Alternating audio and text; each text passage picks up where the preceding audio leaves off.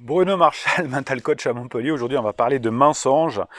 Les personnes qui mentent sont des personnes qui ont des choses à se reprocher, qui ne sont pas bien dans leur peau, qui ne sont pas bien dans leur vie, qui ne sont pas bien de ce qu'elles font. Je vous prépare, là, je finalise la formation qui va sortir mercredi sur comment détecter les mensonges, surtout si c'est votre conjoint qui est en crise. Comment vous aurez une information et vous saurez soulagé parce que c'est pénible quand quelqu'un vous ment, quand quelqu'un n'est pas au top, quand quelqu'un vous sentez qu'il y a quelque chose qui ne va pas et vous n'êtes pas bien. Donc avec la formation, vous saurez détecter les mensonges, y répondre. Alors je vais vous donner quand même quelques idées pour vous mettre en bouche. Hein, c'est même au FBI ou sur le service secret français, vous aurez les mêmes techniques pour détecter les mensonges.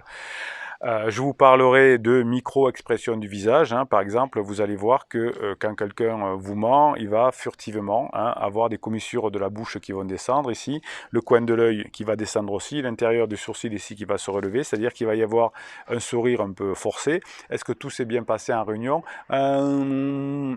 Hein, vous voyez, entre-temps, je fais des trucs. Alors, c'est assez furtif, bien évidemment, mais quand on ment, on a un mélange d'émotions qui sont dissonantes en soi, et donc le visage, il a un peu de mal à faire ce qui est à l'intérieur et ce que l'on dit et la réalité des choses. Donc, il y a une dissymétrie du visage dans ce sens, où très souvent, ici, là, il y a une barre, là, ici, et les personnes qui font un faux sourire, c'est comme hein, vous voyez, là, j'ai souri en bas, mais pas en haut. Le sourire, c'est là, on le voit et là, on le voit. C'est un problème avec le masque pour si vous regardez ces vidéos presque en direct, là, vous avez en période de Covid, encore, Covid-19, et on a un masque, donc on a du mal surtout quand on fait semblant de sourire, à ce que ça se voit. Donc, riez vraiment, c'est bien. Donc, quand vous avez effectivement quelqu'un qui sourit que d'un côté du visage, ou les yeux qui vont rouler vers le haut, etc., c'est quelque chose qui n'est pas normal. Hein.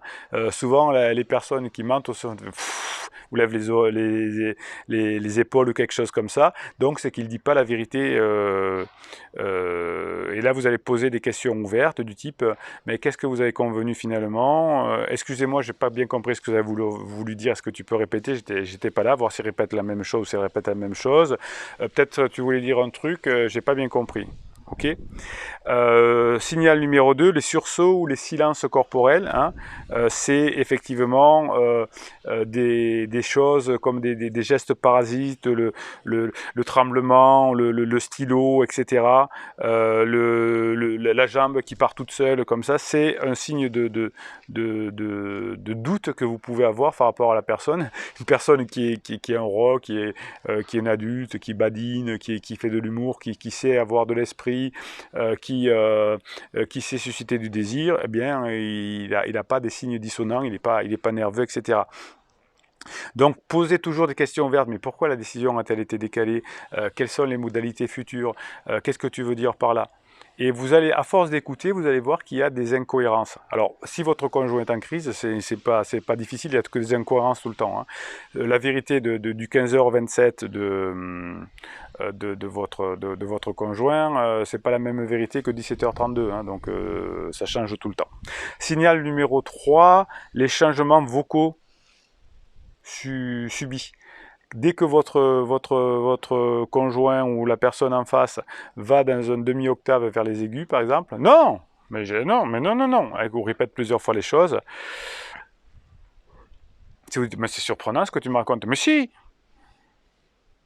hein, vous voyez. Donc, si vous apprenez à écouter, si vous apprenez à voir, alors je vais vous embêter avec la formation détecter les mensonges. Plus vous êtes en face, plus c'est facile. Par SMS, vous avez du mal. Hein, je vous l'ai dit dans une vidéo il y a 2 jours, je crois. C'est dur de détecter des mensonges par SMS. Donc, arrêtez-moi, c'est des conversations par SMS. Signal numéro 4, le bégaiement ou un débit de voix inhabituel. C'est-à-dire que la personne va répéter, va parler plus vite ou va faire beaucoup de blanc.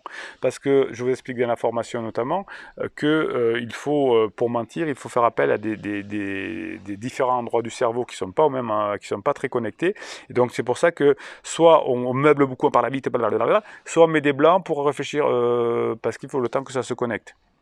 Donc s'il y a un changement de débit, un changement vocal, des gestes parasites, hein, vous ne travaillez pas au SBI, mais et vous dites attends, je ne comprends pas ce que tu dis, il y a des E là, je ne comprends pas. Tu deviens hésitant, qu'est-ce qui t'arrive? Je comprends pas. Et là, ça va l'énerver. Cinquième signal, l'histoire trop bien préparée, trop ficelée. Non, mais j'étais avec telle personne, on est arrivé à 17h10 et on est reparti à... Il y a des détails qu'on note pas dans la vie, à quelle heure c'était. Et puis si vous reposez la question un moment après, eh bien on n'aura pas les mêmes versions, on n'aura pas la même falsification. Hein. Donc, en gros, si la personne ment en face de vous, c'est-à-dire qu'elle est en pas bien, qu'elle est crise, qu'elle est obligée de mentir, qu'elle n'a pas confiance en elle, etc. Il y a un masque qu'il faut faire tomber. Et vous avez des atouts pour ça, pour le faire tomber, hein, ce masque-là. Ces atouts, c'est le flou sur le contexte, le manque de spontanéité, l'insistance sur la véracité de l'histoire et l'incohérence avec la façon entre des gestes, des mots ou des moitiés de visage, etc. Et le discours il va être très robotisé. Hein. Donc le contexte est flou, manque de spontanéité, insistance sur la véracité de l'histoire. Mais si c'est vrai, je te promets, etc. Donc amusez-vous du mensonge des autres. Alors c'est pénible parce comme on a un gros ego, on le prend sur nous, il ne nous aime plus après tout ce que j'ai fait. Ouais, c'est bon. Amusez-vous des menteurs. Parce que c'est jouissif quand on sait que l'autre nous ment et que nous on sait qu'il nous ment. Lui il croit que ça marche et nous on a une information de plus que lui. Pouce en l'air. Bon, donc si votre conjoint est en crise, il vous ment, ça forcément, tout le temps. Plus on est en crise, plus on ment, parce que quand on manque de confiance en soi, on ment beaucoup. Bon, on ment tout le temps, hein, je vous l'explique dans la formation, bien évidemment. Mais là, c'est amusant de voir comme c'est gros et comme ça change. Ok, vous ne mentez pas à la communauté bienveillante et positive, parce qu'elle écrit dessous, là, en commentaire, et elle vous aide. Donc vous ne mentez pas, hein, vous dites la vérité. Nous, on est ici, on est des badass, on est costauds, on est des gladiateurs, on est des résistants, hein, on fait avancer le monde. Mais on n'est pas des mièvres, c'est foutu, je laisse tomber, on se met collabo avec les méchants. Non, non, non, non, non, non, ici, on fait avancer l'histoire et on avance ensemble. Et on explique d'ailleurs autour de soi les mécanismes de crise existentielle, etc. On en a marre des personnes qui nous donnent des fausses explications et qui nous bourrent le mou avec des bêtises. Ici, hein, on est ensemble et on gagne. C'est pour ça qu'à la fin, on revient en couple après la crise et que on passe dans la phase 4. Hein. Vous avez chaque jour des exemples de personnes qui reviennent ensemble après la crise dans votre entourage. Bien sûr, les clients de cette chaîne, je vous en dis dans les lives de la fin de semaine, je vous en raconte. Vous avez des commentaires qui vous expliquent, des personnes qui écrivent. Voilà, bon, c'est très bien, on est bon. Ok. Pour les formations, pour le coaching, en descriptif de cette vidéo, vous avez les liens pour vous inscrire au coaching et acheter les formations pour devenir des badass pendant que votre conjoint est en crise ou parce que vous voulez évoluer dans la vie et vous allez travailler votre intelligence sociale grâce aux formations. Si vous mettez un pouce en l'air, vous permettrez à d'autres personnes de découvrir ces vidéos grâce à l'intelligence de YouTube et il y a des personnes qui vont revenir dans cette vidéo, dans cette communauté et qui vont vous aider, que vous allez aider. Donc plus on est ensemble, mieux on résiste, mieux on avance et mieux on fait avancer le monde. C'est la nouveauté du jour aujourd'hui. On fait avancer le monde. Allez, Bruno, tu te calmes.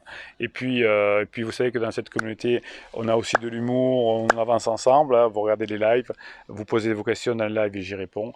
En attendant de vous retrouver en coaching et en formation, Bruno Marchal, il vous dit à très bientôt.